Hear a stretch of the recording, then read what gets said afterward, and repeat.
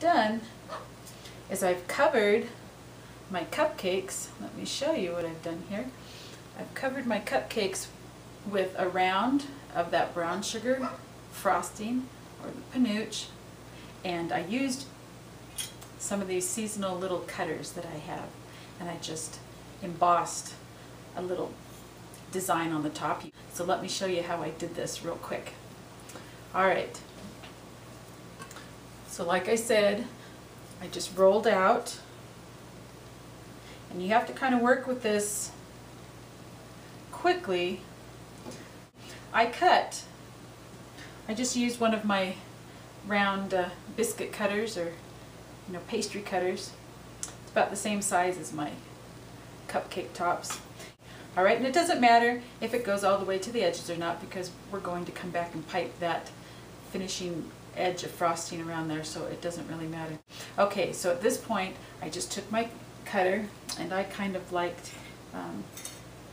my little maple leaf, and I just took it on, and it's a curved surface, so I kind of rolled it across the top, pressing lightly. Okay, just like that. Then I took my mix, just my pastry brush, dipped it into my spice blend, knock off most of it, and just lightly brush across the top of it. For a smaller border, I used a number 18 star tip. Okay, and so there's my little star tip. Clean it off just a bit.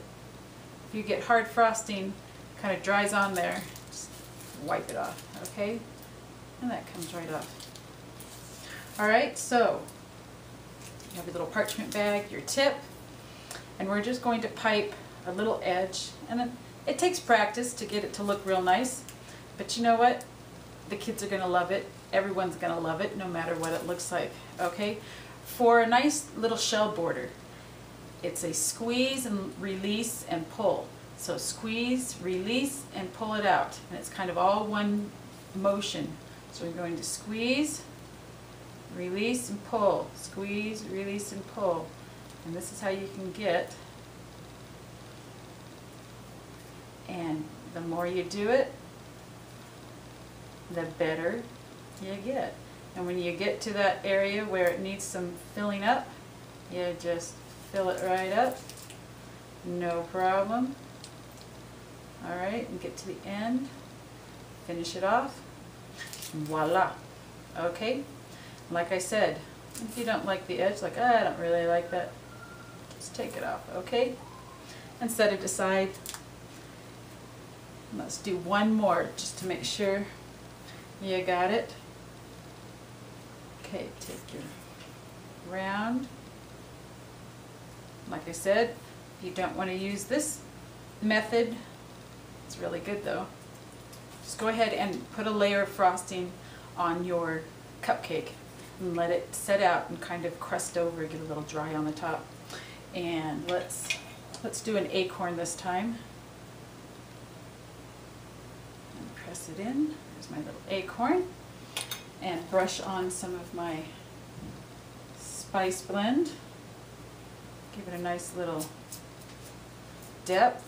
Kind of shade it. I kind of like this. It kind of brings out the little crackle in the frosting. And it makes it look artsy. And I like that. And no two will ever be alike. Okay, then you take your icing bag and pipe a little border on it.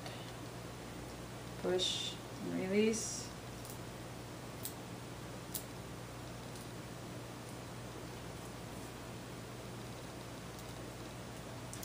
You know,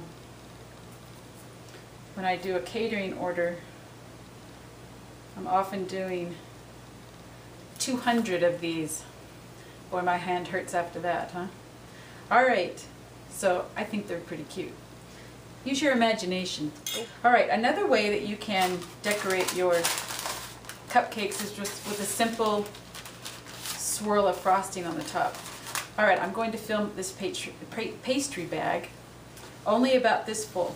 Okay, you don't want to overfill your pastry bags because all of your frosting is going to squish out the top and it will get all over your hand and it will be a mess, and ugh, don't want that. So I'm going to fill it with a little bit of that cream cheese frosting. Alright, so then you get ready to use your parchment. Give it a little shake. Fold it all in, roll it down. Okay.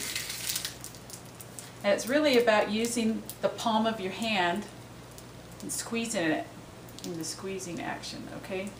Alright, so say you just want to give this a swirl. I'll show you how I often swirl my frosting on. I start in the middle, and I want to build up just a little bit in the middle, and I just go around in a swirl, okay?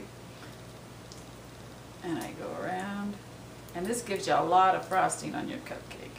And then I want a little bit more height, so I'll come back up and finish it off. Now that is a lot of frosting. One nice thing about this recipe of the carrot cake is it's not overly sweet. It's just sweet enough, and it's a wonderfully rich cake, but it's not coinly sweet. It's not going to make you feel sick when you eat it, and that's why I like to just put a simple coating of sugar on the top of it, because it's just perfect for me this way.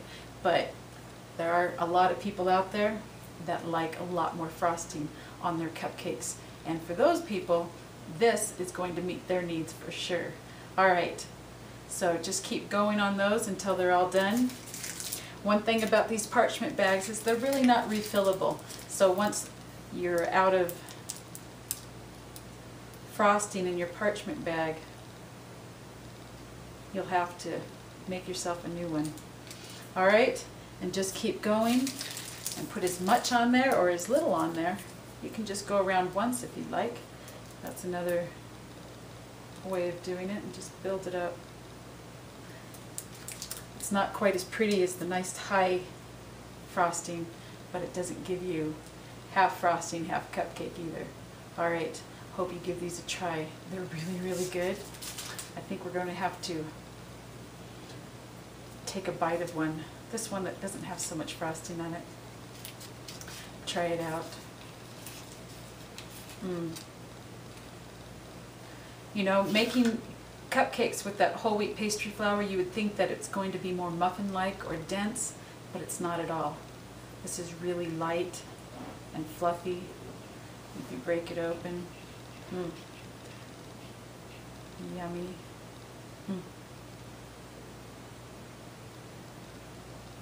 That is really good. Okay, until next time, happy eating.